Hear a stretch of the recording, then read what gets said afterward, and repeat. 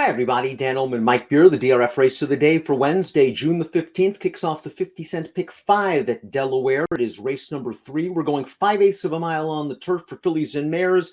Entry-level allowance with a $12,000 claiming option. Let's take a look at this field. Scan the QR code for race of the days on your mobile device, and you can get and view a race of the day free formulator past performances on the race of the day event page at drf.com. Take a peek, handicap along with us, an overflow field to kick off the 50-cent pick 5, Mike. 8 in the body of this race. It's pretty wide open.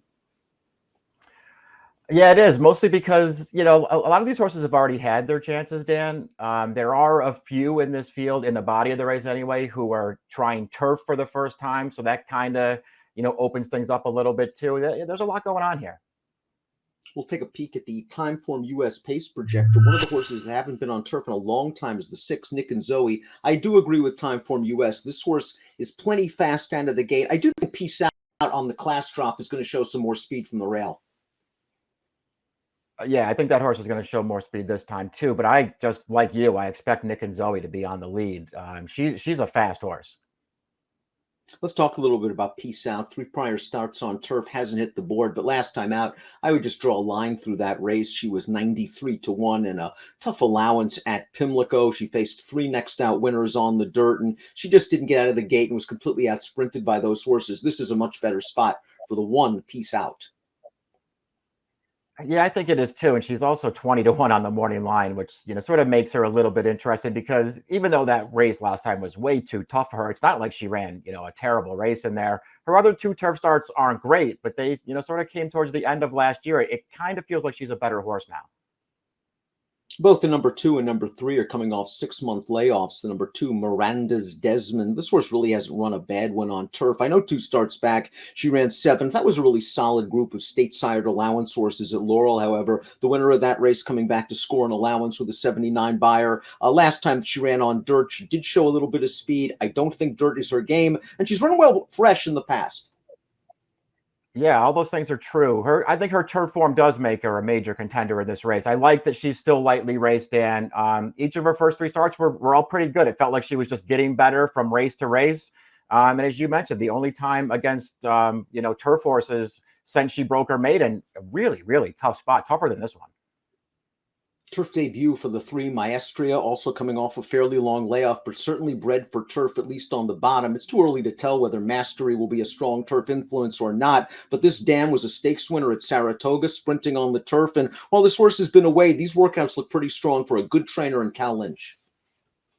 Yeah, and this horse's dirt form is actually pretty good too, so it feels like she has some talent. We'll see if she can switch it over to the grass. Her dam was a really, really good turf sprinter. She's had 4 foals prior to this one, Dan, or 3 foals prior to this one. They're all pretty good, but they're all dirt horses too. It's very interesting that so far all of her performance from her foals has been on the main track. If this horse can turf, she's dangerous. If the 4 Vinegar Veggies can step up in class, maybe she'll be a little bit dangerous, but she's going to have to improve from a buyer's speed figure standpoint. Took her 11 starts to graduate. She did so at Pimlico last time out, going 5/8 of a mile in a maiden special weight. She got a very nice trip and ride from Gina Vello here, saving ground in behind the lead. She's going to find a seam. She's going to eventually come on through and score. But again, this is a nice step up in class for her. Yeah, it feels like this is going to be tougher. She did run pretty well in this race. She got a great trip, but you saw her sort of brush with that horse to her outside there when she was trying to get clear in the stretch. And once she did, I thought she finished up pretty well. I guess she has to take another step forward, Dan. That's not impossible. The 5 is She's a Big Deal. She's going to try turf for the first time. She's by Kentucky Derby and Preakness winner Big Brown, who also was a very good turf horse in his day, pretty average as a stallion on the turf. This one's won 3 races. The first 4 horses we discussed, all still eligible for non-winners at 2 Life. I wish there was a little more turf pedigree. Yeah, I didn't find enough pedigree either. You mentioned that she's a 3-time winner. All of those races against claiming horses. We'll see. I mean, at a big price, I guess I wouldn't argue too hard. I really respect this trainer. He's going to switch surfaces with her here. She's got a little speed too. There are some things to like about her.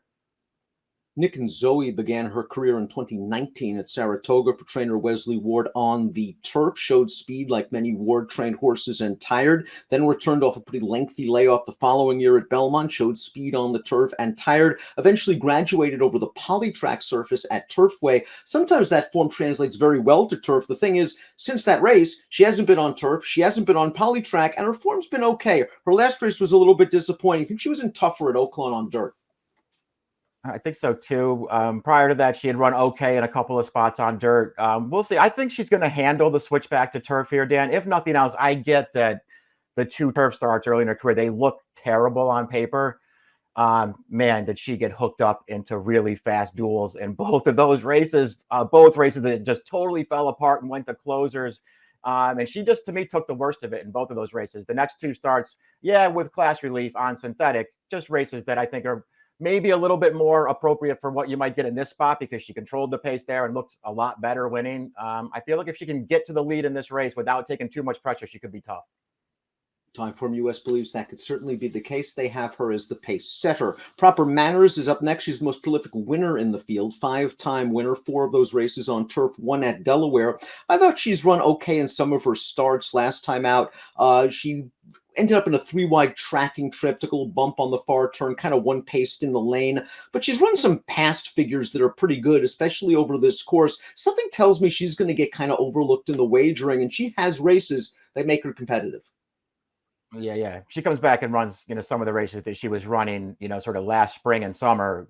She's going to be really tough in this race. I don't love her first couple of starts this year so far, but maybe she can turn it around. And I think they're running her in the right kind of race here. And the completing the body of the field is the number 8, My Thoughts. This is a very lightly raced filly making her 3-year-old debut off about a 5.5-month layoff against older horses. She showed some ability on dirt last year, stakes placed on dirt, but she's really bred for grass. Her sire Editorial is a half-brother to Uncle Mo by turf-loving Warfront. I think he actually won a maiden race for Pletcher on turf. This dam won 3 turf races. She's foaled a couple of turf runners, and this barn does very well with turf horses. I wouldn't be surprised if My Thoughts comes back firing off the layoff with Lasix on.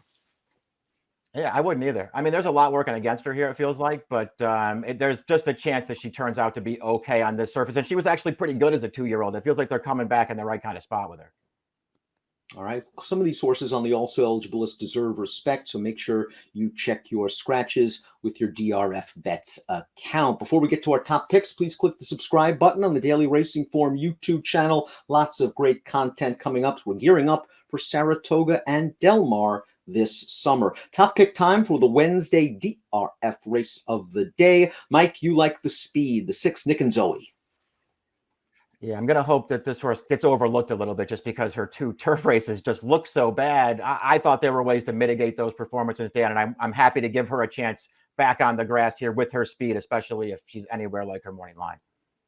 I think she's very dangerous. I think the 8 My Thoughts is somewhat interesting of the new faces on turf, although Maestria probably will take a little bit more money. Proper Manners is the most prolific winner in the field. Again, she's got to run back to some of her races from last summer, but I think she might have it in her with a mid-pack trip. She has some tactical speed. She'll be a price. 6743 for Mike, 7863 for me. It's the Wednesday race of the day, race 3 at Delaware. Good luck.